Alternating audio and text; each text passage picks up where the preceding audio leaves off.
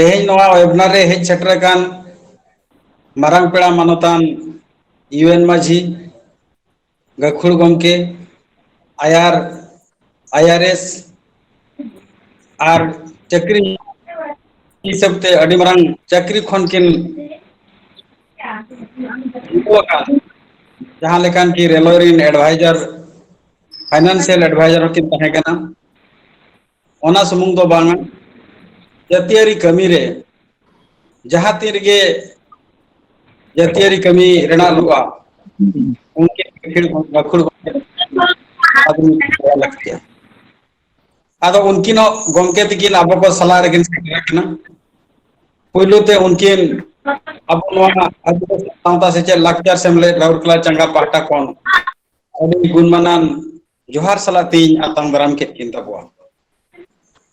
तेज आबो को तलारे गुणमानान पेड़ा मानवतान एसएस हंसदा श्याम सुंदर हंसदा आईआर आईपीएस और उड़ीसा सरकार जहां पुलिस विभाग रे मारांग मची रेकिन ताहे कान और उनकिन गिरव कान तबन एडिशनल डायरेक्टर ताहे कान तब ताहे और उनकिन नितो जाति सावता कमी रे लोड़ा लगती लाठा रे मेना किन तब तलार किन सेटर कना और तेहेñ ना हारे उनकिन ना तेहेñ अब आदिवासी को अब हक इदी करते अब बीर जंगल ना बीर बुरु रेना हक इदी करते निष्ठ पुष्ट किन लय साडिया बोना ओना सुमुंग दो बांगा जहां को ना बुझो और बांग बुझो लेन तबो खान अब उनकिन ओना कथा कुपली नापाम रे उनकिन आना किन लय साडिया बोना जहां को बाबू बुझो दड़िया अब कान्हेड़ कहीं पुलो तो उनकिन कथा बना जमा निकी किन लया बना अब चेत जहांगीरराम सेटर कना आगाम दिन रे ओना किन पढ़ाड़ सही किन लया बना ओना टाइम ते को जहां को बड़ाई खान दो उनकिन किन पढ़ाड़ सही किन बुझो उनकिन मानदान अब को तलार किन सेटर कना जोहार गे अभी गुरमानन तलाते उनकिन आतंक आदिवासी सांता से चल लगता चंगा पाटा उनकिन दो नोआ अब वेबिनार जगत जकात आदिवासी महा मनावना जहां वेबिनार चलाकान दबा ओनारे अड़ी रस्क से लडिन आतंग दराम किन ओना सलाते अब सलाते किन सेटर कान दबा आबरेन जहां एडवाइजर मानवतान सीपी माझी चैतन प्रसाद माझी उनकिन हो अब को तलारे मेना किना जतो हर कोन बड़ाया उनकिन दो अड़ी मरांग अनोलिया कना किन तेहेñ दो उनकिन दो अब को सलार किन सेटर कना आजम जों लेका रे अब सला रे मेना किना बुगी बड़ी कथा उनकिन किन आजम दाबना उनकिन उनकिन बड़ाय चोबना जदी उन गां बन कुली किना एन हो तेहेña जहां लेकना कपाल मरा मेना तेहेñ दो पयती कहते नोआ बी गुरु रेना हक इदी करते कपाल मरा हुआ ओना गे ना ढेर दोबन आजमा और ओना तलाते आबोरेन जहां गे बोन सेटर कना आबोआ कमिया कुमुट रेन सेक्रेटरी प्रेसिडेंट को और एग्जीक्यूटिव मेंबर को ओना सलाते नोहाती लगाव तारिन और जुवन गांव तारिन सहायक को जतो कोगे अडी गुणमानन जोहार सला आतम दरा ओना सावते देश दिसम खन जहां को तेहेña नोआ वेबिनार रे आजम लगी बोन सर सेटर कना उनको हो आदिवासी सावता से चल लाक्चर समले रोकला चंगा पाटा कोन अडी गुणमानन जोहार सलाते अडी रस्क सले नहीं आतंक दराम के तमन तेहेña नोआ अखड़ा रे मुचेद रेना तारहाव लगी के मानतान रामचंद्र हेम्ब्रम को परसेट के हां आतंक दराम आदो नितो का जहां आतंक दराम गालोच लगी दो निना गे आरो मी जेका जतो को के अडी सरहाव सलाते इना नोआ आतंक दराम गालोच नोडे गिन मुचेद किया मा तबे आरो जतो को के जोहार परसेट गमके मा माना से लहाय दिबिन ताबन यूएन माझी तिकरी नेहरेत किना अखड़ा किन उड़वा बोना आदो कमी हरा बन एह उतरा ताले साहेब तिकिन गे एहवा किन तबो गलमरा को तायम ते कोई को हेजु करना बन गलमरा चको गया अच्छा ठीक गया आदो जतो ताकना मना गया सर आदो अबिन मुख्य वक्ता हिसाब ते अबिन बिन सेटर कना आदो एटा को ना जहां तबन उड़ा कमी को और एटा कमी को ताहे कना ताहे ओना को कनेक्शन रे कटी गड़बड़ ते ओना को बांग हुई दड़या कना आदो ओना लगी कमी ना नते तायम इदिया आदो कमी हरा को हिसाब ते के मांगबन ताकबन एमा दिन कना जे अबो जहां टॉपिक ना मेना आदिवासी को दिया हो ओना के ᱥᱟᱯᱚᱱ ᱟᱹᱠᱤᱱ ᱠᱟᱱᱟ ᱵᱩᱨᱩ ᱨᱮᱭᱟᱜ ᱦᱚᱸᱠ ᱤᱫᱤ ᱠᱟᱛᱮ ᱵᱩᱨᱩ ᱨᱮᱭᱟᱜ ᱦᱚᱸᱠ ᱤᱫᱤ ᱠᱟᱛᱮ तेहना वेबिनार रे हेज सेटर कान बया मिसी को और आसेका राउरकेला ब्रांच दिन पार्षद को सत्रत को और कमिया को जतो को जा तेहन जतो को लगी के अब अड़ी इम्पोर्टेंट दिन कना international day of the indigenous people तो नोदा अड़ी मारंग जिनिस तो तेहन मा गोटागे अड़ी दुल दुल और एक बारे माने जहाँ को मैंने गोटागे 2:30 कान गया जे इंटरनेशनल ये दे सोशल मीडिया करे गोटागे सेलिब्रेशन दो मिट्टा हुई होता ओना इदी कते अड़ीगान गालोच को हुएन गया इतिहास कथा ये कथा जे चेक लेका रो नोआ दो चेक लेका लगित नोआ दो हुई कना चेदा बो पाड़ानेआ तो यूनाइटेड नेशंस जहाँ दुनिया जाकरीन जहाँ होल पा मनमी जाति रेना जहाँ माने इदी जे चेक माने एसोसिएशन ऑफ स्टेट्स ओनाते ओनारे ako mite UN working group tahe kana indigenous people को इदी करते उनारा 9 अगस्त 1980 रे हुई लेना उनको जहाँ को स्टडी बड़ा जने बारे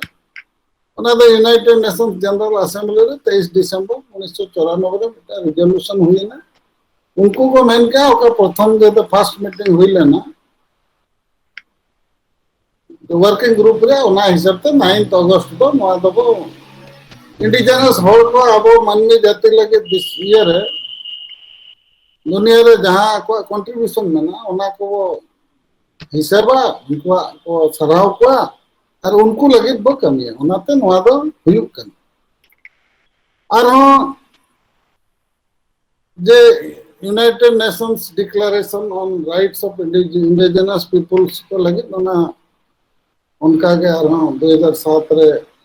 इटा राइट्स इटा डिक्लेरेशन हुई है ओना माना रे यूनाइटेड नेशंस जखन हुई लेना 1948 रे ह्यूमन राइट्स डिक्लेरेशन हुई है इंडिजिनस पीपल्स राइट तो मोस्टली ह्यूमन राइट्स रे जहां जहां लेका मेना ओना नासेना कम कते को मोटा मोटी तो मेना गया तो ओना इदी करते प्रत्येक वर्ष नवा दको मना अब उइहर और मांगते कमी होराबो यूनाइटेड नेशन हो उइहर गया अब हम उइहर मा उइहर हचोयत बना को ओना के मिटा मारांग फरक तो बुझो रे के यूनाइटेड नेशंस उइहर हचोयत बना ओनाते प्रत्येक वर्ष जो इंडिजिनस पीपल्स को नेस दिन कालम रे जहां के मिड शर्मा भितरे रे जहां जहां सिचुएशन हिजू कना ओना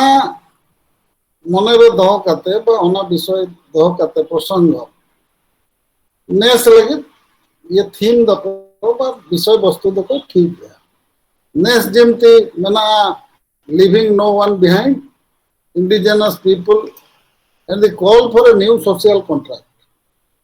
मा दो थीम हुई कना को है आलो बो बगिया को मा और इंडिजिनस पीपल्स को लगे ओका मेना नीता समय उनको लगी तो मिटे नवा न्यू सोशल कॉन्ट्रैक्ट माने बनाव रे ओना दिगरे कमी रे मिटे आह्वान डाकरा माने चल ये लका हुई आह्वान है कना ओना तो चदा है कना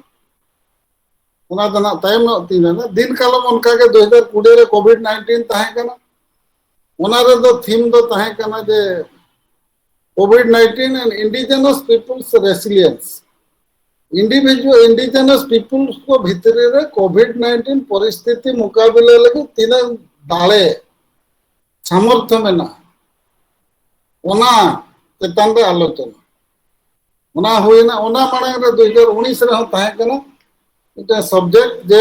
indigenous languages preservation protection and promotion of indigenous languages language चेतान रे ओना ताहे कना आरहम 2022 खन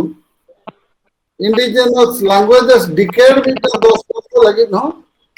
ओना कमी चल तो मोर मिटे कथा होलेना जे तेहेन ओकर आलोचना या ओना तो आलोचना ओना इदी करते कमी होरा हो अब पांते रे कथा 9th अगस्त तो मिटन सेलिब्रेशन सुमुंग तो बांगा ओना मिटे रिजोल्यूशन हो ग्रहण रे कथा अब भितरे रे मन रे दिल दाड़े मिटे संकल्प हताव रे कथा जे आगाम एटलीस्ट मिट शर्मा तो अब नोआ लगित बो कमिया तो नित तो जहां हुयु कना नित तो नोआ द सेलिब्रेशन रे मेना ओको को आले आर मिटे तीनटा खन चारटा मिटे नंका के ताहे कना दारपाय करा चैतन्य ओतिकिन नेल कना नारायण ओतिकिन मेना किना जे आदो उनके लगे दना आदो नोआ दो तांगा दो बांगा ना बुझो दा दुल नो कते बड़े उतर हो बांगा ना दो तांग बुझो के तो जहां हो आदो दा दा के मसान हुई करा आदो उनकिन दो ये नो तांग दरा किन बुझो या ना एनांग रे किन पड़ाव करा तो नोआ दो केवल माने मिटे सेलिब्रेशन दो बांग करा कमी हरा लगे मिटे रिजोल्यूशन संकल्प रिजोल्यूशन दो मीटिंग रे विवरणी दो बांग रिजॉल्व कोन रिजोल्यूशन संकल्प नामा अब चेक लेका रबो ये दिकु बाको मेना संकल्प के करबो संकल्प को दुलुप दाले निरड़ा रे निष्ठा रे उनी ती जंगा एरुबोते मिटे काटू करे कुसोई ये ओंडे खान दो चे भइयो इन जोखा खन दो आदो पुंगी को ये कोनते नाते देया गदुर को तो बांगानो तो आबो तेहेन दो नोआ दो मिटे बोंगा बुरु लेका कमी रेबो दुरुप एन लेका आलोचना मानतार की फलाना की जहां के उनका मिटे नोआ दो बोंगा बुरु कमी लेका होड़ को अकोय गणतंत्र की होला जते बोले भलाई लगे मिटे जिनिस आलोचना हुयुआ ओना तो नाटक लेका दो भांगा ओंडे तो मिटन मिटन माने निर्दिष्ट संकल्प इदी काते कमी हुयुआ ओंडे खन तो जाना उडुको रे दरकार चेत बो चिकया चेत मेना बांग मेना ओना मा मेना गया रिजोल्यूशन हो मेना गया जेनेवा मीटिंग हो ताहे कान गया ओना तो हिस्ट्री ओका मेना कागज मेना ओना मा मेना ओना कागज रे जिनिस चेत लगाते अबो ठिकना बाटरे को बेना नोआ दो हुयु कना नोआ रे रिजोल्यूशन नोआ जो ये कथा थीम कथा सोशल कॉन्ट्रैक्ट ना रोल लेगा सोशल कॉन्ट्रैक्ट तो चेत जेमती इंडियन कॉन्ट्रैक्ट 1872 में ना कॉन्ट्रैक्ट तो हुयु कना बार हड़ भितरी रे मिटन बुझामणा लगे विषय नामा बार हड़ भितरी रे जहां मिटन कमी की जाना के व्यवस्था में ना उनकिन बुझामणा लगे मिटन कॉन्ट्रैक्ट तो किन साइन नोडे तो जो सोशल कॉन्ट्रैक्ट तो चे सोशल कॉन्ट्रैक्ट तो हुयु कना स्टेट और आबो इंडिविजुअल उनको भितरी रे जो माने मेना कॉन्ट्रैक्ट मेना एना हुई मेना ले चैतन्य तिकिन मेना स्टेट तो चेत मेना ते स्टेट आ रेस्पोंसिबिलिटी मेना संविधान हिसाब रे दिसम शासन चलुआ हल को माने बुगी बड़ी कथा जहां के ना को भाग जुड़ू मेना ओना हिसाब ते उनको को नामा एम मा तो मेना उनको भीतर बुझावणा द राइट्स ऑफ सिटीजन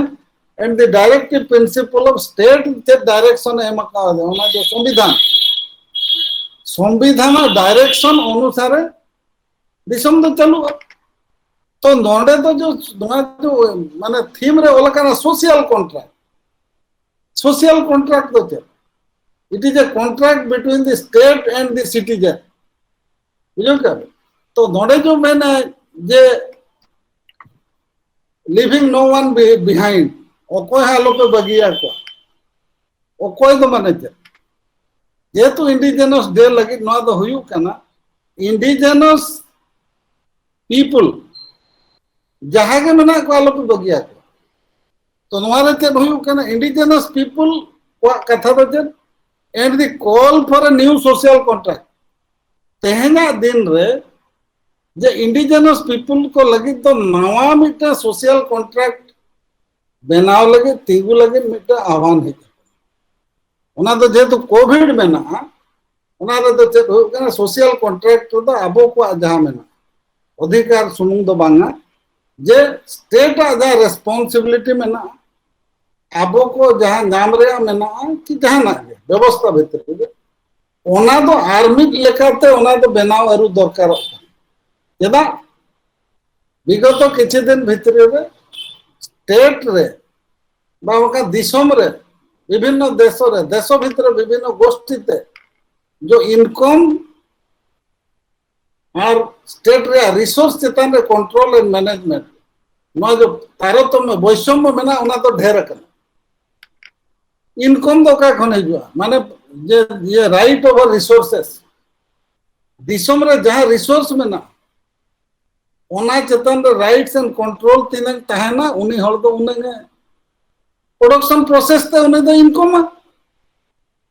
हासा माटी हुयन धीरी हुयन दा हुयन बाली खने हुयन पत्थर खने हुयन कि ह्यूमन रिसोर्स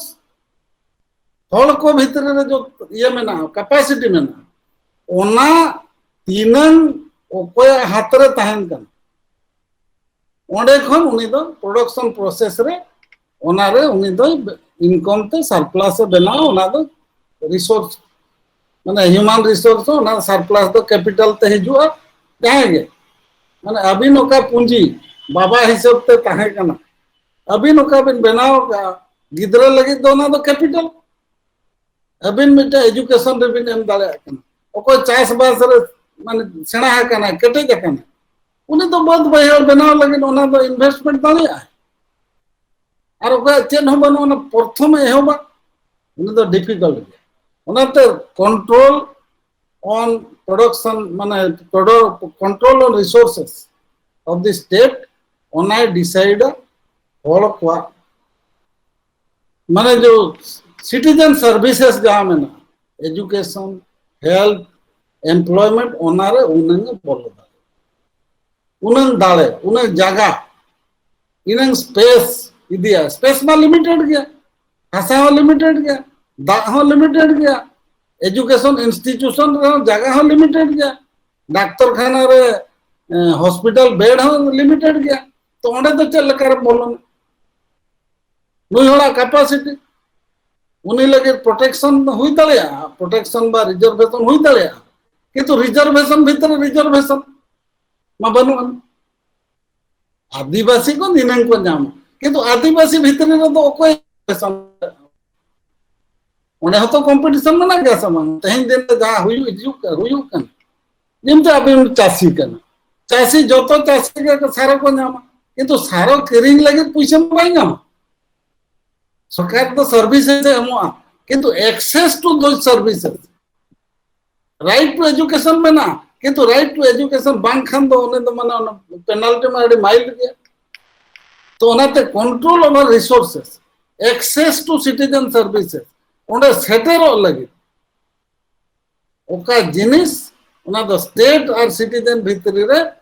ओना जो कॉन्ट्रैक्ट हुई प्रोविजन हुई बदलाव हुई तेहन दिन रे ओना दो महामारी ते ओना तो कम चाबा हकाना रिसोर्स कम हकाना तेणु करे अब आर मिटन करते ओना तो बनाव हुआ जे चेक लेका थेकन अब जो मार्जिनलाइज होड़ मेना बना दुर्बल होड़ आरबो दुर्बल ना कोविड ते से बांग रुए रबांग तो बेमार ते हबो दुर्बल ना अर्थनीति ते हबो दुर्बल ना काम काज हो बाबो नाम ले अब दुर्बल ना अम्मा बद बहेड़ चास के बांग होई लन खान दो ओकोय खाली नाला करते जमे ता उनी तो तहु बाई दुर्बल तो उनका के सिचुएशन है जकना जे इकोनॉमिक ये जो मेना ओना चेतन रे मिटे नावा थिंकिंग तो ओना मा अड़ी मारन कथा आरो एटा सेन चला ना एजुकेशन एक्सेस फलाना एक्सेस रिसोर्स ये कथा तो रिसोर्स रे आबो लगी तो जतो को मारन जिनिस दो हुई कना ओथास आबो एटा स्किल कथा तो तेन दो बाबू गाल मारो जे रिसोर्स आबो लगी दो जेते सबुटु जतो खन मारन रिसोर्स दे आबो तो जंगल हासा दा धीरी ओना को चेतन के बोंगा बुरु हो इनको के फलाना हो उनका के संभव तकिन तो चेक चुकिन जोम में चकुन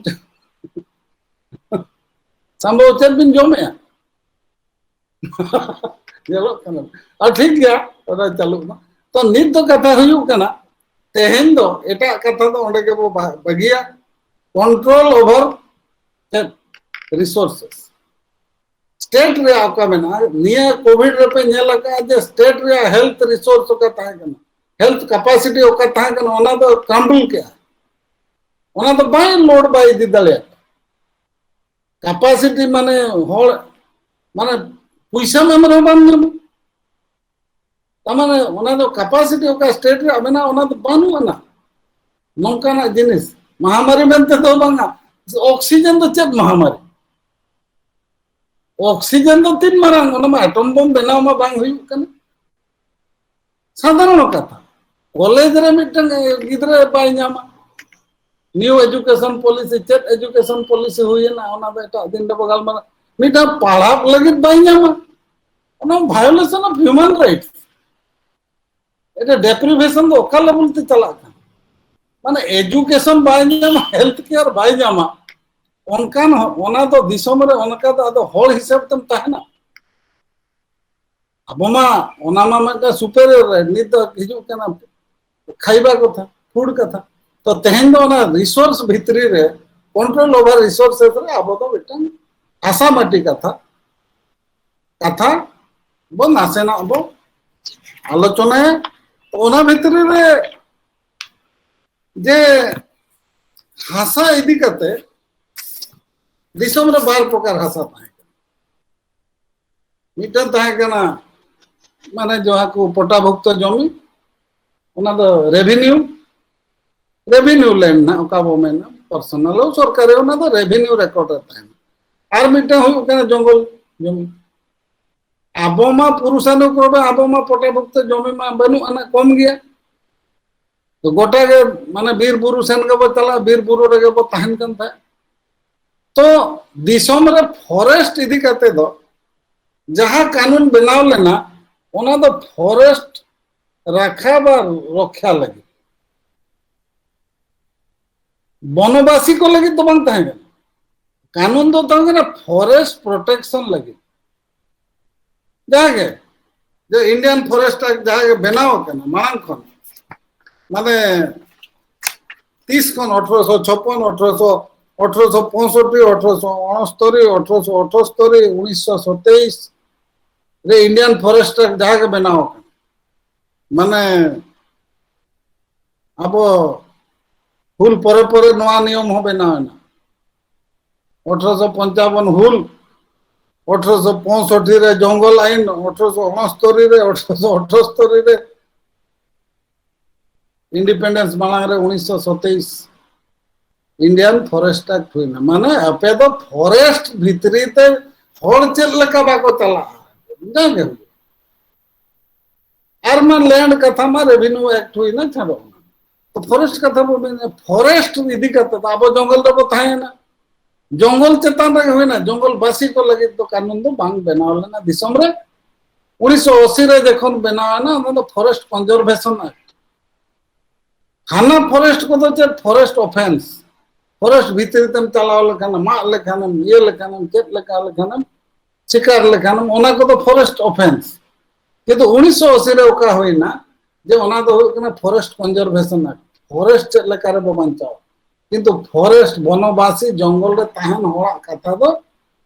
दिसम रे इंडिपेंडेंस मानग रे बांग चिंता लेना इंडिपेंडेंस परे हो बांग चिंता लेना till 2006 schedule tribe and other traditional forest dwellers protection of right act 2006 अब जंगल अधिकार आईन को मेने उड़ियाते दिकु को भावी क्या जंगल को हटिना को उड़िया भाषा उड़िया रे जेरकम को माने जंगल अधिकार आईन किंतु जंगल अधिकार आईन तो जंगल चेतान रे अधिकार तो बांगा शेड्यूल ट्राइब आदिवासी को जंगल अधिकार आईन तो बांगा आदिवासी तो बांगा आदिवासी में शेड्यूल ट्राइब बा नॉन शेड्यूल ट्राइब हो मेना को अनुसूचित जनजाति आदिवासी तो ठीक गया माने कोई शेड्यूल रे बानु का उनको तो आदिवासी आसाम रे सांताल उनको देते उनको में अनुसूचित में को बन कर तो उनको तो आदिवासी शेड्यूल तीन मेना को नॉन शेड्यूल हो उनका के मेना ताले नोआ तो अधिकार दे schedule tribe and other traditional forest dwellers adivasi बना अनुसूचित जनजाति शेड्यूल ट्राइब एंड एटा को पारंपरिक भाव में जंगल को ताहे कना वनवासी उनको प्रोटेक्शन ऑफ राइट उनको राइट प्रोटेक्शन लगे नोआ दो कानून जंगल लगे तो बांगा बुझो क्या तो नोआ दो राइट तो चेत ताको फॉरेस्ट राइट माने तो चेत हासा तो बांगा खाली दो केवल हासा तो बांगा ओना जगह लगे तो बांगा अड़ी गान हर को मेना फॉरेस्ट माने तो ओना जंगल को हटिंग जोंग कन बांगा उनको जो अधिकार में ना अब तो अधिकार माने ओना खाली बद के वो भाभी ओना दो बांग अधिकार भीतरी रे हिजू कना हैबिटेशन राइट ठीक है ओना हासा नाम किंतु रिजर्व फॉरेस्ट भीतरी रे तहन कन ओने में बाय तहन उनी तो राइट फॉर रिलोकेशन ओना तो कानून रे मेना 2006 मांग रे तो बांगा 2006 मांग रे तो नोआ जदी 2006 रे बांग होई को कानून नित दबे ओना दो डांगरी काड़ा लगा तुट के लका ओना दो एविक्शन और चेजिंग आवे तो नोआ आईन फलो रे अब तो चेक बच के ना मिटन हैबिटेशन राइट बो नाम हैबिटेशन माने ओना जगह रे मिटन अब जगह बो नाम हैबिटेशन राइट ओना जगह रे बो ताहें दाड़िया ओना मिटन ओना जगह रे तो बांगा हैबिटेशन ताहें लगे आशा ओंडे बांखन जहां तापर चेक हुई कन लाइवलीहुड राइट आशा बो नाम लखन बो चास दाड़िया लाइवलीहुड राइट मिटन में थर्ड में ना राइट अगेंस्ट एविक्शन अबिन उच्छेद बाको उच्छेद दाड़िया बिन and right for rehabilitation and resettlement right for rehabilitation and resettlement तेणु जो फॉरेस्ट एक्ट केवल मेन लेखान नोआ तो साधारण भाव रे आले तो हासा ले नाम ओना सुनुम तो बांग कना मिटा बासोपयोगी जगह ले नाम जीविका लगे चाष लगे हासा ले नाम जीविका चाष तो जीविका कना और बाम चाष खान तो ओना तो जीविका तो बांग बुझो के हासा नाम का तो बाम चाष तृतीय जिनिस होयु कना राइट अगेंस्ट एविक्शन अबिन दो एविक्शन दो बांग हुई and right for resettlement rehabilitation नोआ मोने गोटांग जो जिनिस हिजु कना निया अधिकार बो नोआ कानून रे बो नाम दाड़े तो मिटा पोटेंशियल अब मिटा बो चिंताया नोडे तो आदिवासी दलित वनवासी पारंपरिक भाव में जहाँ को तहन कना तेणुक ओना दो मु टॉपिक टा को सजेस्ट करथली जे फॉरेस्ट राइट प्रोस्पेक्ट चेत मेना संभावना चेत मेना चेत नेलोक कना संभावना नोआ कानून को 2006 को संभावना चेत मेना पॉसिबिलिटी चेत मेना प्रोस्पेक्ट चेत मेना द्वितीय हो करे चैलेंजेस चेत मेना एटकेटणे चेत मेना नोआ कानून सरी होतो लगी तो एटकेटणे चेत मेना आर मिटन चे रेमिफिकेशन चेत आबो को लगे नोआ तो 3 मारंग प्रभाव पकाओ नोआ पे जिनिस खाली फॉरेस्ट राइट ऑफ ट्राइबल्स तो बांग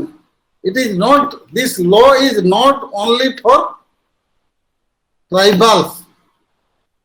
scheduled tribe and other Banavasi ओको schedule को बंद करना ट्राइबल तो ठीक गया एटा को एससी हो को हिजुआ बाबड़े हो को हिजुआ फलाना हो को हिजुआ और नो नेल करना मोटा मोटी मयूरभंज लेकिन जिला रे के एटा जिला रे आदिवासी तो टोटल प्राय 40% गान के कोई दलित को हिजुआ उनका 35% एटा का उनको को हिजुआ 30-35%। तो द्वारे तो मिटन स्कोप तीन में अबिन जे मिटन आइडिया मिटन हिजुआ जे तीन फॉरेस्ट कवरेज जे तीन फॉरेस्ट कवरेज इंडिया रे तो प्राय टोटल लैंड मास रे 22% इन्हों नोने नेल करते कि ले उन्हें तो यह तो बांग बुझो क्या जे इंडिया रे जहां लैंड मास में ना प्राय 22% दो जंगल है ओडिशा रे तो 37% ना तो फॉरेस्ट फॉरेस्ट भीतर रे टाइप ऑफ फॉरेस्ट में ना रिजर्व फॉरेस्ट में ना सैंक्चुअरी में ना नेशनल पार्क में ना टाइगर प्रोजेक्ट में ना तापर रिजर्व फॉरेस्ट बाद ग्राम्य जंगल में ना ओना तो रेवेन्यू रिकॉर्ड में तापर आरो उजड़ा जंगल में ना आरो चित प्रकार अड़ी रकम जहां रे के फॉरेस्ट का ओना इदी कते अड़ी डाउट हो हिलेना आगे अतु भीतरी रे ओका में ओना तो चेक लेका जम सुप्रीम कोर्ट ओना तो क्लैरिफाई का जहां रे के फॉरेस्ट नुतुम ओलकन ओना के फॉरेस्ट रेवेन्यू रिकॉर्ड रे जदी रिमार्क कॉलम रे ओलकन जंगल ओना तो फॉरेस्ट तेणु तो व्यापक जिनिस कना तो नोआ रे जो मेना अब जो 22% लैंड रे तीन हल को नाम भारत वर्ष रे प्राय 20 कोटी हल 20 करोड़ भारत वर्षर पॉपुलेशन जो मेना को 130 कोटी ओंडे खन 20 कोटी हल फॉरेस्ट राइट अधिकार को नाम दाड़े 20 कोटी ओडिशा रे प्राय 1.5 कोटी इंडिविजुअल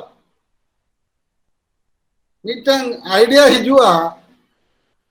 जे मु जदि कोई भी डिस्ट्रिक्ट वाइज बा पार्लियामेंट सेगमेंट वाइज तीन पॉसिबिलिटी में ना होल फॉरेस्ट राइट अब नाम रे मिटन चेक लेका पॉसिबिलिटी में ना जे 1.5 कोटी होल जो ओडिशा रे भारत वर्ष कथा मेन लेखन मा मेन कहीं 20 कोटी होल अबाउट 15% और प्राय 40 मिलियन हेक्टर खान दो ओना तो प्राय हो कना 50% जमी तो 50% हिजुआ ओडिशा लेखान तो ओना तो भी बुझाव दाड़े 1.5 कोटी हड़ जदि फॉरेस्ट राइट को नामा ताले मिटन पार्लियामेंट्री कॉन्स्टिट्यूएंसी रे 7टी असेंबली सेगमेंट रे मिटन पार्लियामेंट्री कॉन्स्टिट्यूएंसी रे 7 रु 7.5 लाख हड़ को नाम 7 रु 7.5 लाख हल को नाम मिटा असेंबली सेगमेंट रे 3 हल को नाम लक्षे रु 1.5 लाख हल माने डेंसिटी इदी कते फॉरेस्ट एरिया बांग फॉरेस्ट एरिया मिटा ब्लॉक रे 3 हल को नाम 314 टी ब्लॉक प्राय 45,000 खन 50,000 हल को नाम पोटेंशियल यार मिटन ग्राम पंचायत रे 6,798 ग्राम पंचायत 6,800 पाखा पाखी ग्राम पंचायत मिटन ग्राम पंचायत रे 3 हल को नामा 2200 रु 2500 हल फॉरेस्ट राइट को नाम दाड़े माने फॉरेस्ट राइट अधिकार को नाम दाड़े these are potential beneficial Odisha रे जेतिकी पार्लियामेंट सेगमेंट में ना पार्लियामेंट सेगमेंट कारण ओना द रेवेन्यू बाय ये फॉरेस्ट बाय सर्वे पोटेंशियल कथा दो सेटा गोटे माने अलग संस्था सर्वे करिছে तो पीपल सेंट्रिक हॉल को अतिदंग ये मेना ओना इदी करते से पाए हमें तक पॉलिटिकल इनमेन जे पार्लियामेंट बा असेंबली बा पंचायत बा ब्लॉक इदी करते नोडे जे तो हॉल कथा पड़ाव कना नियर स्टैटिस्टिक्स तो बाय कमिया सरकार तो नियर स्टैटिस्टिक्स से हॉल जे तो मेना को बेनिफिशियरी दो ओना तो पंचायत ये हिसाब से panchayat block assembly and Lok Sabha constituency आधार पे मिडटर्म स्टडी एटा अगर मेना गया तो जतखन ओडिशा रे जेते पार्लियामेंट्री कॉन्स्टिट्यूएंसी भितरी रे नवरंगपुर रे 11 लाख नवरंगपुर लोकसभा कॉन्स्टिट्यूएंसी रे 11 लाख पोटेंशियल मयूरभंज 10 लाख जिला तो बांगे जिला में आरो बारे असेंबली तहन कना जिला रे तो 14 लाख 40,000 केउझर 9 लाख 95 बलांगीर 9 लाख 20 संबलपुर 8.5 लाख कलाहांडी 8 लाख 43 ढेंकानाल 8 लाख सुंदरगढ़ 7 लाख 90 कंधमाल 7 लाख 80 नौका मिटा थंब रूल इदि लखान जे पंचायत रे 2 रु 2,500 हड़ को नाम ओना तो आबो लगे बुझाओ उनन कानून पढ़ाओ अपेक्षा बुझो क्या अब मिटा माइंड रे थंब रूल तहन मा जे मिटा पंचायत रे 2 रु 2,500 हड़ नोआ सुविधा नोआ राइट को नाम दाड़े आ पोटेंशियल तो नोआ भितरे रे परफॉर्मेंस चेक हुई है नोआ कानून इदी करते माने परफॉर्मेंस गत जो 6 मसिया को तेहन दबी 14 वर्ष प्रमुख वर्ष धर 10 वर्ष के बसाबा तीन हुई है भारत वर्ष रे एबिन धर 2 कोटी भारत वर्ष रे 2 कोटी हल को नाम ओडिशा रे 5 लाख 5 लाख तो 5 लाख खान तो 3% हिजू कना यदि 1,25,000 कोटी 25,000 हल खान तो ओना तो 4% 10 वर्ष रे 4% माने वर्ष को 0.4% नोआ रेट रे यदि कमी चलुआ ताहले तो 250 वर्ष लगाबा ओना रे ओडिशा जंगल जमी कार्यकारी करिबारे भारत वर्ष रे प्रथम 6 लाख एप्लीकेशन सेथिरु 5 लाख दिया है बाकी कौन है न है सेटा अलग कथा इंडिविजुअल फॉरेस्ट राइट रे नोआ दो कम्युनिटी फॉरेस्ट राइट भारत वर्ष रे 80 लाख 8 लाख मयूरभंज रे 6,000 ना ओडिशा रे 6,000 अब जो जंगल जमी ढेंकी बागी जाहिर फायर कथा हिजुआ 6,000 10 वर्ष रे तमरे वर्ष रे 3 हिजु कना 60 ओडिशा रे जदि 60 मयूरभंज रे तो 3 मयूरभंज रे टोटल 62टा कम्युनिटी फॉरेस्ट राइट तो रिजेक्शन कथा रिजेक्शन हुई कना ऑल इंडिया रे 43% रिजेक्शन ओडिशा रे 23% रिजेक्शन जहाँ एप्लीकेशन एम कना ओना चेतान रे हुई कना ऑल इंडिया रे तो 43% रिजेक्शन और ओडिशा रे तो हुई कना 23% रिजेक्शन आईएफआर रे तो इम्प्लीमेंटेशन तो Chhattisgarh fast 8 lakh 60 Odisha 6 lakh 20 Madhya Pradesh 5 lakh 90 community forest right रे तो मध्य प्रदेश 42,000 छत्तीसगढ़ 31,000 32,000 ओडिशा तो 14,300 ये कहते माने सो ओना नोआ दो हुयु कना ग्राउंड सिचुएशन तो कथा हुयु कना जे नित प्रॉब्लम हिजु कना जे नोआ जिनिस तो चेक लेकारे एक्सपीडिएट वाला कना चेदा बांग गानो चेक लेकारे हुयुआ स्ट्रक्चर में मेना गया ये मेना ये ग्राम सभा मेना जो फॉरेस्ट ग्राम सभा लातार रे आरो मेना फॉरेस्ट राइट्स कमिटी मेना 10-15 जनिया कमिटी ग्राम सभा लेखान तो जोतो मेंबर एसडीएलसी रे सब डिविजन लेवल रे अछि सब डिविजनल लेवल कमिटी सब कलेक्टर को चेयरमैनशिप रे तापर डिस्ट्रिक्ट लेवल कमिटी कलेक्टर पीआईटीडी बीएफओ जिला परिषद मेंबर रहिबे एमती सब कथा तो कथा चेक हुयु कना स्टेक होल्डर अब जो मेना बना एप्लीकेशन सफिशिएंट बांग हिजु कना अवेयरनेस बनु अना अब तो सरकार एमा बना मेनते मिटन धारणा मेना सेना हो कथा मेना एनजीओ को करावेया पैसे को नामेया तो एनजीओ को करावेया उनको तो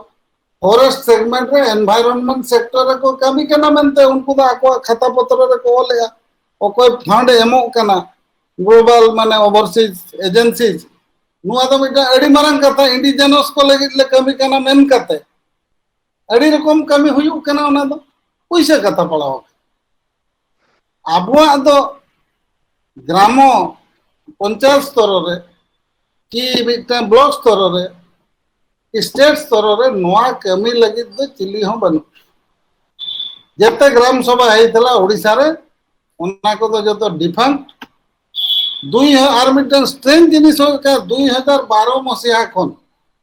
नोआ को जा हुई लेना 2012 मसिया खन दो एप्लीकेशन हिजु हो कम ना रिकॉग्निशन कमी हो कम ओना रे दो रीजन दो ओना दो आरो पांते दरकार चेदा कम ना 2012 खन चेंज ऑफ गवर्नमेंट मिटन कारण से attitude of government to forest right ओना मिटन गालमारा हुआ फॉरेस्ट राइट रे नीता पोजीशन ते नोआ दो खाली परफॉर्मेंस कथा ही मेन नीनंग रे मेना नोआ रेट रे खान दो अब दो ओडिसा रे जो इंडिविजुअल फॉरेस्ट राइट कथा पड़ा 250 वर्ष लगा बा और भारत वर्ष रे तो 1000 वर्ष लगा इंडिजिनस होड़ को दायित्व चेक चिंतार विषय इंडिजिनस होड़ को इंडिजिनस होड़ा अधिकार निजर अधिकार लगी चेक कमी हुई अकोय कराओ हु विल डू इट तो ओरा भितर रे रिसेंट टाइम रे मिटन बेस्ट जिनिस हुई कना सो कथा हुई कना जे निटा नवा डेवलपमेंट मो समस्त कहबा को चाहिबी आमे जेहेतु सेतरे किछि किछि काम करू महाराष्ट्र जतखन ढेर छत्तीसगढ़ जतखन ढेर तापर महाराष्ट्र कम्युनिटी रिसोर्स रे तो महाराष्ट्र ढेर कमी का तो उनको मॉडल मिटा होगा तो ओडिसा रे आमे ताको रेप्लिकेट करबा पई चेष्टा कलु 3-4 वर्ष 12 रो जखन कम है ना ताको चेष्टा करा गला तो नित ओना जिनिस तो मिटन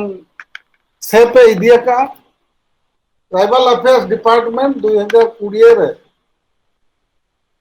नित सर्कुलर इशू का joint signature of tribal affairs secretary and revenue secretary forest right cell को बनाओ इंस्टीट्यूशनलाइज का माने जतो माने माने इम्पोर्टेंट जिनिस कना स्टैट्यूट दो बांग करना मैकेनिज्म बनाओ करना पहले तो मैकेनिज्म दो बांग ताहे करना स्टैट्यूट के तो ग्राम सभा एसडीएलसी डीएलसी ओना तो मिटन तो स्टैट्यूट ताहे गत वर्ष खन नोआ दो मिटन मैकेनिज्म को बनाओ मैकेनिज्म रे चेक हुई करना 160 T office 14 T district 22 T sub division TSP tribal सब प्लान जिला रे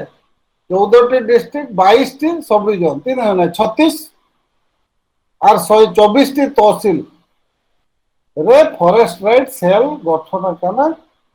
ओना लगी गत वर्ष 5 लाख काते टाका एमका को मित शर्मा लगी ओना रे फॉरेस्ट राइट सेल जो तहसील ऑफिस रे रहिबो ओना रे तहसीलदार दो चेयरमैन ताहेना वेलफेयर एक्सटेंशन ऑफिसर उनी दो ताहेना member and convener revenue supervisor ताहेना मेंबर फॉरेस्ट रेंजर ताहेना ओंडे जदि किसी माइक्रो प्रोजेक्ट कमी करना ट्राइबल वेलफेयर को लगे उनी रे मिटे ताहेना देन मिटे प्रोजेक्ट कोऑर्डिनेटर ताहेना उनी तो दरमा नामा मासो 20,000 टका दरमा पाइबो आर मिटे डाटा एंट्री ऑपरेटर से 12,000 ना केते पाइबो फर्नीचर किसी रहिबो अलमीरा दीटा रहिबो डेस्कटॉप कंप्यूटर रहिबो प्रिंटर रहिबो स्टेशनरी को ताहेना मुई जा टीएफए लगे पैसा एम करना मित शर्मा लगे पैसा एम लेना तो कोविड खातिर ओना जिनिस बाय हुई दाड़िया ताहे तो जा हो मिटे खुशी रो कथा जतो तहसील रे पाखा प्राय नवा सेल लगे मैन पावर प्रोजेक्ट कोऑर्डिनेटर को तो कहे जाका ना डाटा एंट्री ऑपरेटर को प्राय मासे तरे को सेटरे काना किंतु तांकर गोटे जॉब एक अछि जे उनको ट्रेनिंग एवरी को ट्रेनिंग को एवं तांकर जॉब कोन हबो मेना तो मेना गया बिना ट्रेनिंग ते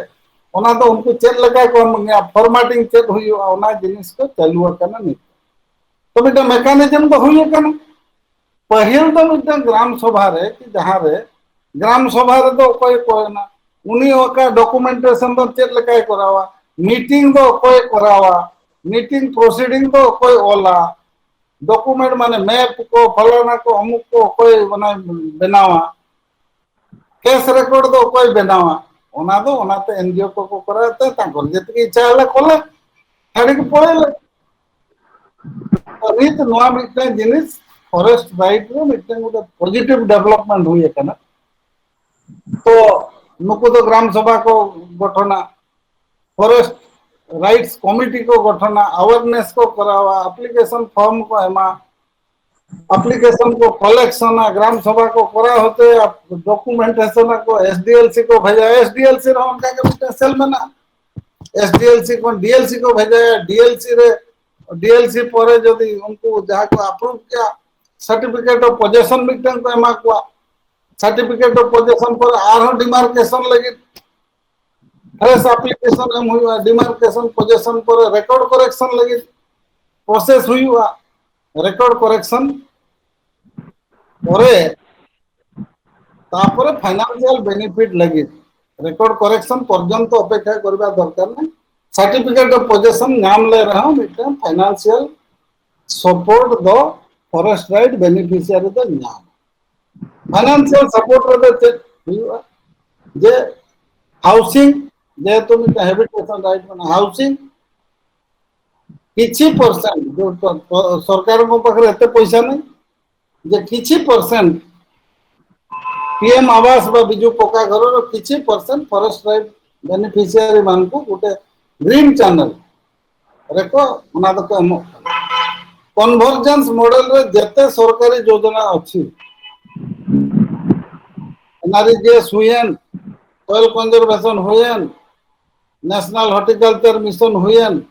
बाम्बू मिशन हुएन कि जहाँ के जहाँ प्रोजेक्ट में medicinal plantation when floriculture when ओना जतो जहाँ के हल करा सनाए ओना प्रथम कथा जे गवर्नमेंट ऑफ इंडिया दो में ना मैक्सिमम 50,000 किंतु कन्वर्जेंस रे तो लिमिट दो बनु आईएफआर रे मैक्सिमम 10 एकड़ दे नाम किंतु कम्युनिटी फॉरेस्ट राइट का एंड कम्युनिटी रिसोर्स राइट का ओनारे दो लिमिट दो तेनो बने तो कथा हुई कना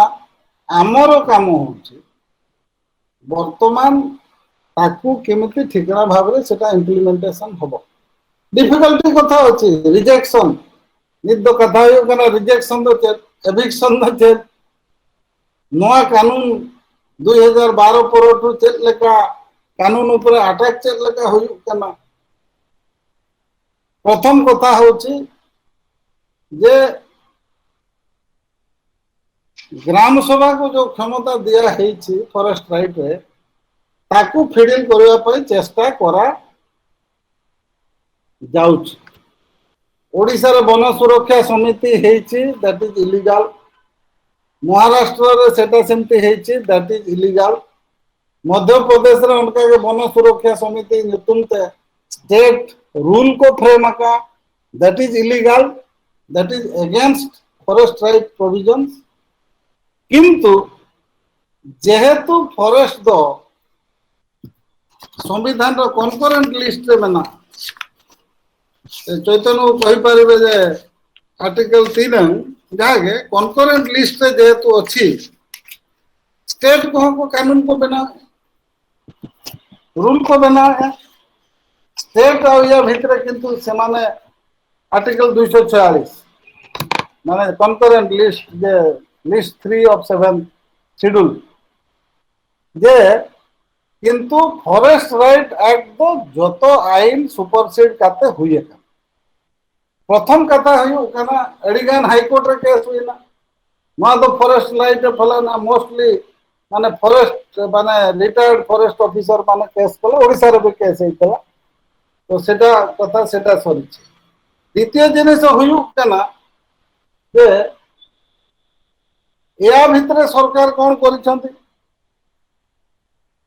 2019 रे गोटे फॉरेस्ट एक्ट रे गोटे अमेंडमेंट आनिछन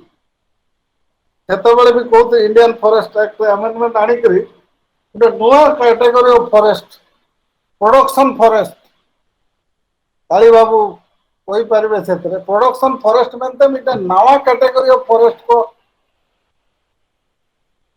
यह का सरकार निरंकुश क्षमता नहीं छंती जे कोनो से फॉरेस्ट को से फॉरेस्ट प्रोडक्शन फॉरेस्ट डिक्लेयर करि परिबे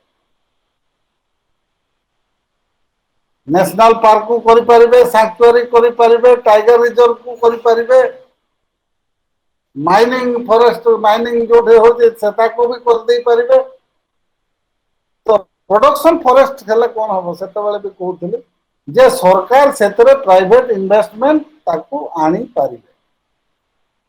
तमाने नया जो रिजर्व फॉरेस्ट अमुक forest forest conservation act forest right act रे ग्राम सभा रे जो निरंकुश क्षमता थला सेटा को नष्ट करी दिया हेछि द्वितीय जिनस जे रहिउ कना जे फॉरेस्ट राइट इदी करते नीटन केस एग्जैक्टली से केस मने पडुने जा ऊपर एविक्शन ऑर्डर हेतला wildlife 1 and Union of India ओना केस रे चेक होय ना नोआ दो नुकु दो को एनक्रोच का वाइल्ड लाइफ को नष्ट कना एनवायरनमेंट नष्ट कना मेंते 2012 ना केबे गोटे केस हला ये रे सुप्रीम कोर्ट रे तो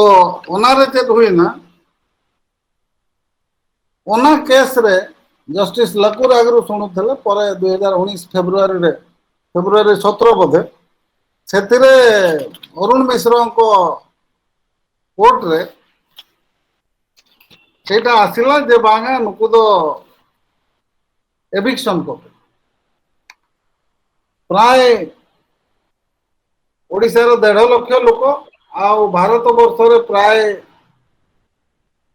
15 ରୁ 25 लाख लोक से ऑर्डर फेब्रुआरी 17 ना कौन ऑर्डर है मुकुद एविक्शन ऑर्डर है तो बहुत प्रोटेस्ट है परे जेहेतु देश रे इलेक्शन थिला तेणु 27 फेब्रुआरी रे से ऑर्डर टा stay eviction stands eviction order Supreme Court रो अछि किंतु ऑर्डर टा स्टैंड माने स्टे हेछि तामाने से थ्रेट रिमेन्स से केस पुणी कौन है एविक्शन किमती है ऑर्डर सरकार तरफ सॉलिसिटर जनरल जे केस लड़वा कथा से अटेंड कले ना 7टा डेट रे अटेंड कले ना तेणुक ऑलमोस्ट एक्सपर्ट ऑर्डर है माने ताकू से फॉरेस्ट राइट टाकू सीमिति कौन सीमिति ताकू बुड़े दबा पाई गोटे अटेम्प्ट चली कोर्ट ऑर्डर अच्छी काली जदि एविक्शन सेटा कौन जे स्टे उठी जीवो ए 15 लाख लोक निश्चित भाव में एविक्ट हेबे किंतु फॉरेस्ट एक्ट रे एविक्शन वर्ड नहीं रिलोकेशन मना शिमिलीपाल भितरे जड़े जे रहिबो प्रथम तार सेटलमेंट ऑफ राइट हम तापर ताकू रिलोकेशन करा दिबो कंसेंट क्लोज अछि रीसेटलमेंट जदि सैटिस्फैक्टरी न होला राइट टू रिटर्न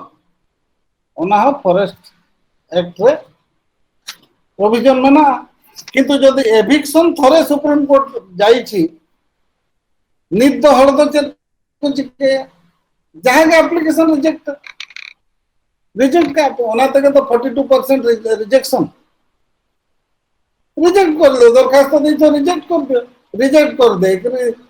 रिजेक्ट को रिकंसीडरेशन नहीं रिजेक्शन आगो ग्राम सभा को फेरेबा कथा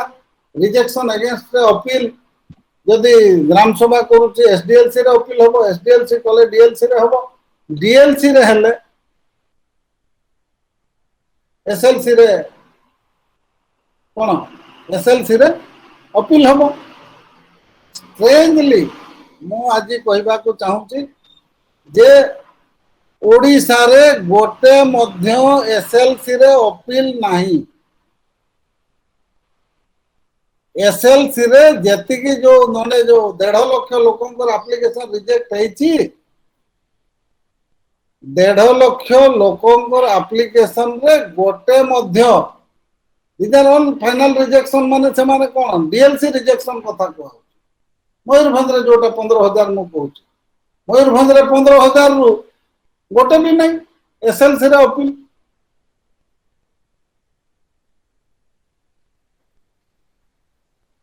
जो ओडिसा रे जो 1.5 लाख लोक अछंती rejection cases eviction Supreme Court order जो कहते 17 फेब्रुआरी 2019 रो सेथिरे मध्य गोटे भी अपील स्टे एसएलसी रे नहीं तो सेतुर आपण बुझी पारुथबे आईन गुडा को आमे केते बुझुछु केते काम करूछु बा आमे कुआडे माने गोटे कोन प्रस्ताव देई करी ढेमसा बजे के नाची देले इंडिजिनस पीपल संगर अधिकार गुडा माने कोन सेटा आपे आपे झरिबो तुमते तो हबो नहीं you will have to work तो द्वितीय जिनस जे ओनामिटा जुडिशियल माने बाटर सरकार एक्सपर्ट कोठन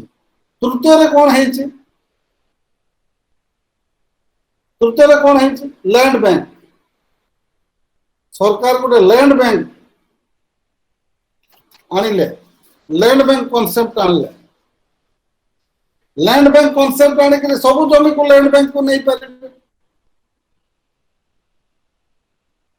सेटा मध्ये टिके जेतु लैंड एक्विजिशन आ फेयर कंप 2013 एक्ट तो सब फॉरेस्ट लैंड को से लैंड बैंक को नहीं गले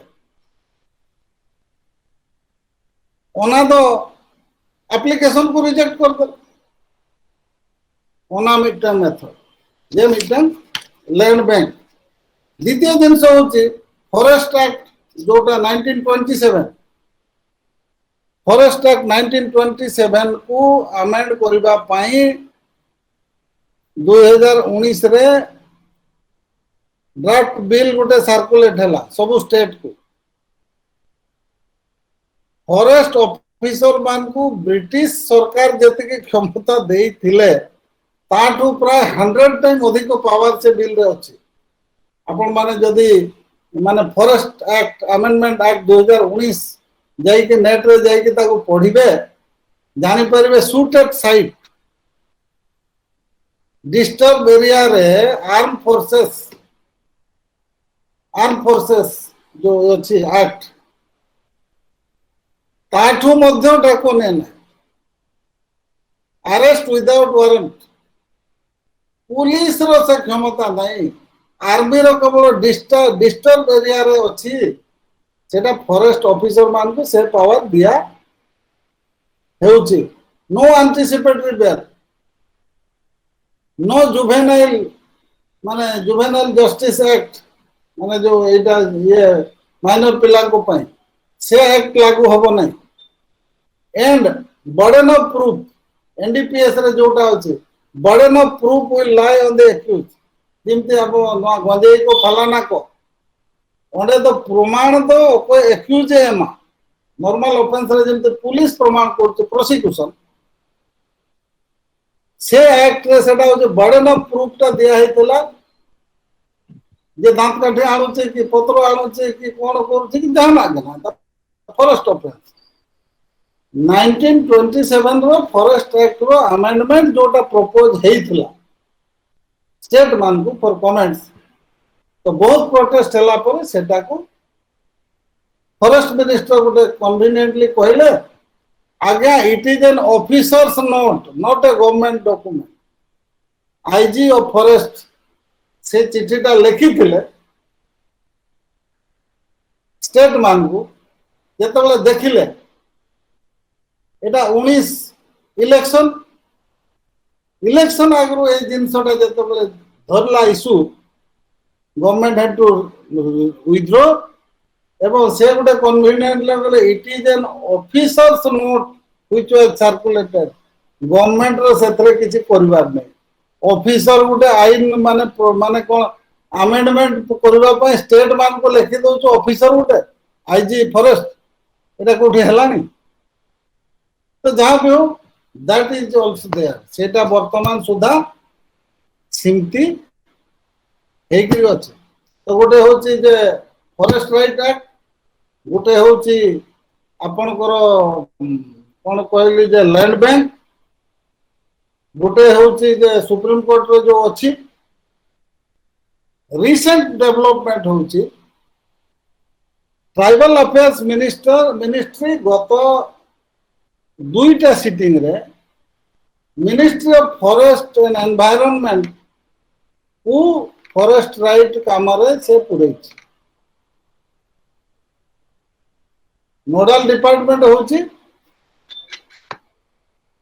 ministry of tribal affairs no other department has any rule माने रोल किंतु सबु सर्कुलर आ गोटे हला जे फॉरेस्ट क्लियरेंस जो इशू थिला फॉरेस्ट क्लियरेंस ऑन प्रोजेक्ट 14 ରୁ 19 भितरे सबु रिजर्व फॉरेस्ट एरिया रे समाने देलो प्रोजेक्ट्स पई एवं सेथरे गोटे समाने गोटे एग्जीक्यूटिव ऑर्डर इशू करिसंती फर्स्ट स्टेज फॉरेस्ट क्लियरेंस पई ग्राम सभार परामर्श कॉन्फ्रेंस दरकार फॉरेस्ट राइट को ग्राम सभार कंसेंट अप्रूवल दरकार किंतु ministry of forest and environment को जे गोटे एग्जीक्यूटिव ऑर्डर इशू करती चिठी जे फॉरेस्ट क्लियरेंस पाई ग्राम फर्स्ट स्टेज फॉरेस्ट क्लियरेंस पाई first stage second stage third stage कोन that is none of the business of forest and environment तो सेटा दरकार नहीं that is another aspect we can कोन फॉरेस्ट राइट आउ गोटे कोन हो जेते कि सर्टिफिकेट ऑफ पोजेशन दिया है कि सरकार कोन करछंती रेकॉर्ड करेक्शन करना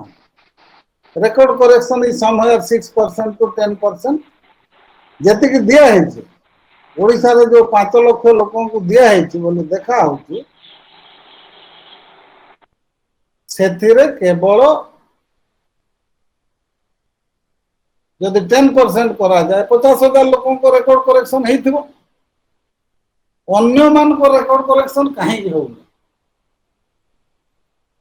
ତା ଭିତରେ ଗୋଟେ ଅଛି ଯେ କ୍ୟାମ୍ପା ଫଣ୍ଡ ଯାହା ଅଛି କମ୍ପେନସେଟରି ଆଫରେଷ୍ଟେସନ ଫଣ୍ଡ ଯୋଉଟା 48,000 crores ଥିଲା ଷ୍ଟେଟ ମାନଙ୍କୁ ବଣ୍ଟା ହେଇଛି। Odisha has got about 5,500 crores। Campa ଆଫରେଷ୍ଟେସନ କରିବା ପାଇଁ ତାଙ୍କୁ ଜାଗା ଦରକାର। ସରକାର ସେ ପଇସା ଖର୍ଚ୍ଚ କରିବେ। ତେଣୁକରି ଫରେଷ୍ଟ ରାଇଟରେ ଯେତେ ସବୁ ଜମି ଦିଆ ହେଇଛି ତାର ରେକର୍ଡ କରେକ୍ସନ ହେଉନାହିଁ। ଫୁଲବାଣୀରେ ସେ କେସ୍ ଅଛି, କେଉଁଝରରେ କେସ୍ ଅଛି। ଲୋକ ସାର୍ଟିଫିକେଟ ଅଫ ପଜେସନ ପାଇଛନ୍ତି, ରେକର୍ଡ କରେକ୍ସନ ହେଇନି। ଡିଏଫଓ ମାନେ ସେଠି ଗଛ ଲଗେଇଛନ୍ତି, ଲଗେଇକିରି ତାର ବାଡ଼ ଦେଇଛନ୍ତି, ସିସିଟିଭି ଇନଷ୍ଟଲ ହେଇଛି। ଲୋକ ଯେତେବେଳେ ଯାଇଛନ୍ତି ସେମାନଙ୍କୁ ଆରେଷ୍ଟ କରା ହେଇକିରି 37 ନା 62 persons in କନ୍ଧମାଳ and 27 ଜଣ କେଉଁଝରରେ ପ୍ରାୟ 3 ବର୍ଷ ହବ ସେମାନେ ଜେଲରେ ଅଛନ୍ତି। ଫରେଷ୍ଟ ସରକାର କହୁଛନ୍ତି ଆମେ ଦେଇଛୁ, କିନ୍ତୁ ରେକର୍ଡ କରେକ୍ସନ ନହେଲେ ଦି land still belongs to the forest department in the record of tehsil record रे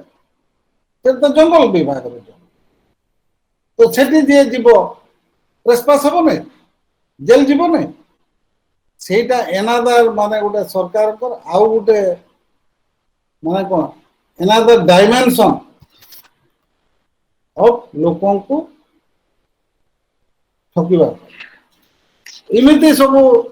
विभिन्न प्रकार समस्या भितरे कथा होची वेयर डू वी स्टैंड